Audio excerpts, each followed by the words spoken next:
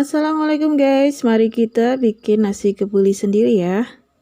Bisa pakai daging kambing ataupun daging ayam. Kali ini aku pakai daging kambing. Kali ini aku mau pakai cara yang ribet, yaitu harus dikaron dulu, kemudian ditanak. Next time mungkin ya guys, bikin nasi kebulinya pakai magicom. Karena aku lagi dapat pesanan nasi kebuli, maka aku bikin konten sekalian. Gimana caranya? Simak terus videoku kali ini ya. Dan jangan lupa subscribe bagi yang belum subscribe. Langsung saja cekidot. Pertama-tama aku sangrai dulu bumbu keringnya ya guys. Komposisi dan jenis bumbunya bisa kalian lihat pada deskripsi. Setelah kering dan harum, lalu kita blender sampai halus. Untuk bumbu basahnya sediakan bawang merah dan bawang putih, lalu kita blender halus. Kemudian bumbu basah kita tumis sampai airnya sat dan harum.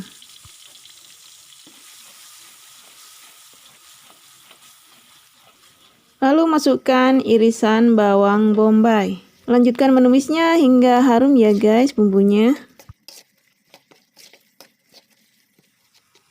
Kemudian masukkan bumbu cemplungnya yang terdiri dari kayu manis, kapulaga, dan cengkeh.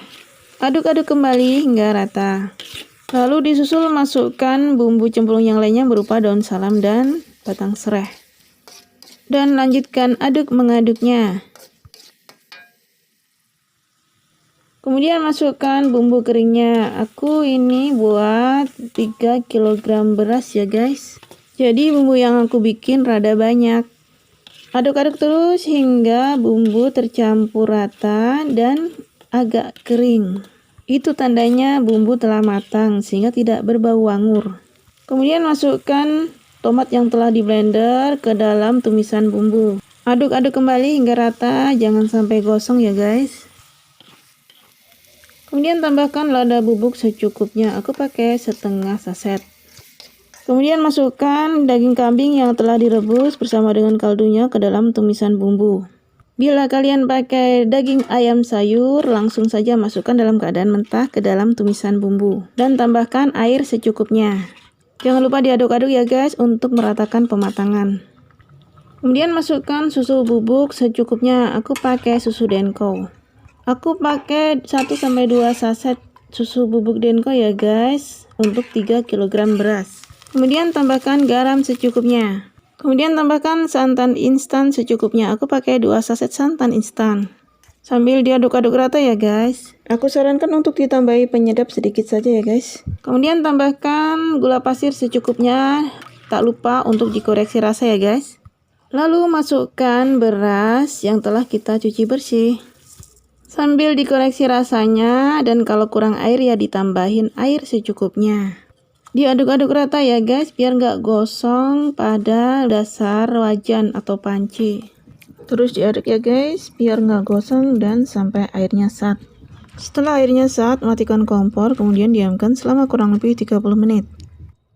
Kemudian siap untuk dikukus selama kurang lebih 1 jam. Setiap 10 menit pertama dicek ya guys sambil dibolak-balik nasinya pakai centong atau pengaduk lainnya. Tujuannya agar nasi matangnya merata. Setengah jam sebelum diangkat, tiap 10 menit kita kucuri dengan air panas pada tanakan nasi tersebut sambil dibolak-balik. Tujuannya adalah untuk mematangkan nasi dan untuk menghindari nasi ngeledis atau nasi yang belum matang. Setelah nasi diangkat dari kompor, tambahkan dengan margarin ya guys. Tujuannya adalah untuk melemaskan tekstur nasi dan menambah aromanya biar harum. Kasih margarin secukupnya sambil dibolak-balik secara merata. Dan nasi kebuli kita siap untuk kita hidangkan. Nasi kebuli dihidangkan bersama dengan acar kebuli dan sambal goreng ati. Dan juga olahan daging serta daging yang kita masak bersama dengan nasinya. Dan jangan lupa kerupuk udangnya ya guys untuk melengkapi lauk yang menyertai nasi kebuli. Gimana cara bikin acarnya dan gimana cara bikin sambal gorengnya aku sertakan pada deskripsi ya guys linknya.